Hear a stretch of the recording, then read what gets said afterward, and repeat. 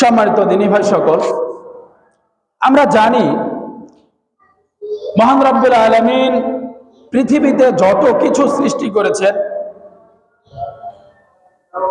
সব কিছুর ক্ষেত্রেই একটি জিনিসের উপর আরেকটি জিনিস, এক ব্যক্তির উপর আরেক ব্যক্তি, এক স্থানের উপর আরেক স্থান, এক মাসের উপর আরেক মাস, এক দিনের থেকে আরেক দিন, এভাবে মহান রব্বুল আলামিন কিছু কিছু জিনিসকে সম্মানিত করেছেন। যেমন পৃথিবীতে মহান রব্বুল আলামিন যত মানুষকে সৃষ্টি করেছেন তাদের মাঝে সর্বোত্তম মানুষকে আমাদের প্রিয় নবী শেষ নবী মুহাম্মদ সাল্লাল্লাহু আলাইহি ওয়াসাল্লাম। অনুরূপভাবে আল্লাহ মহান রব্বুল আলামিন পৃথিবীতে যতগুলো নবী রাসূল পাঠিয়েছেন সকল নবী রাসূলের মাঝেও কিন্তু একজন নবী মহান রব্বুল আলামিনের নিকটে সর্বশ্রেষ্ঠ, তিনিও হচ্ছেন আমাদের প্রিয় নবী শেষ নবী মুহাম্মদ সাল্লাল্লাহু আলাইহি ওয়াসাল্লাম। অনুরূপভাবে স্থানের ক্ষেত্রে পৃথিবীতে যতগুলো স্থান রয়েছে তার মাঝে উত্তম স্থান হচ্ছে মসজিদ। যতগুলো মসজিদ রয়েছে সকল মসজিদের চাইতে সর্বশ্রেষ্ঠ মসজিদ হচ্ছে মসজিদুল হারাম। অনুরূপভাবে যতগুলো মাস রয়েছে এই মাসগুলোর মাঝে মহান রব্বুল আলামিন কিছু মাসকে সম্মানিত করেছেন, কিছু মাসকে হারাম হিসেবে ঘোষণা করেছেন।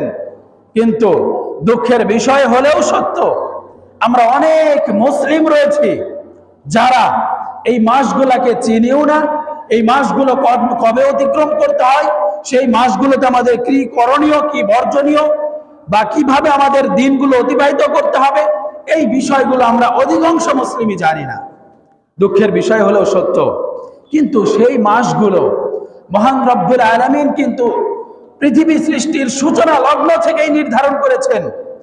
যেমন আমরা যদি সূরা তাওবার 36 নম্বর আয়াতের দিকে লক্ষ্য করি, মহান রব্বুল আলামিন বলছেন যে ইন্না ইদ্দাতাশ শুহুরি ইনদাল্লাহি 12 শাহরা ফি কিতাবিল্লাহি ইয়াওমা খালাকাস সামাওয়াতি ওয়াল আরদ।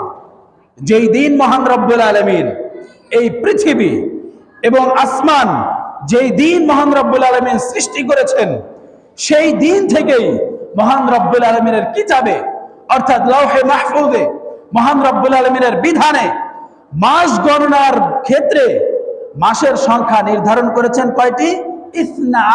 12টি।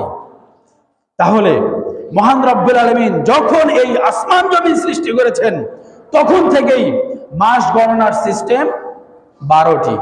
আপনি লক্ষ্য করে দেখবেন পৃথিবীতে যত ধরনের ক্যালেন্ডার রয়েছে, যত ধরনের পঞ্জিকা রয়েছে, কোনোটাতেই দেখবেন না যে 12টার মাসের বেশি কোনো মাস রয়েছে।